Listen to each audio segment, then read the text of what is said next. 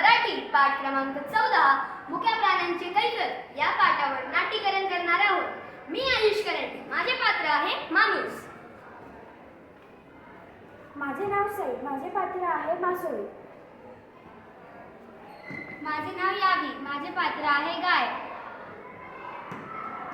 माझे नाव सोनम, माझे पात्र आहे चिमणी। माझे नाव अर्णव, माझे पात्र आहे नागोबा। चला तर सुरू करूया मुक्या प्राण्यांची कैफियत। चिव चिव चिव गो तिकडे, तू कोण गो? अगं मी कपिला मावशी। काय ग चिव, उगाच का दिसशी? काय सांगू गाई गाई, छाती धडधडते फार पाय।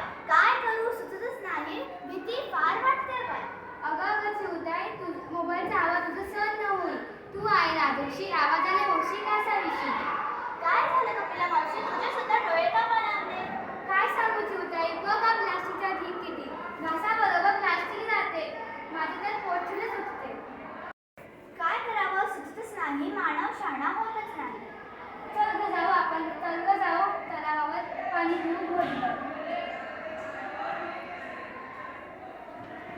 अगं कपिला, अगं जीव नका इथले पाणी। कागं कागं मासोळी, तुझं राहते याच चळी। अगं इथे जर आहे विषारी, तगमग होते जीवाचं भान। पाणी आहे घाणकार, तडफडती जलचर्याचे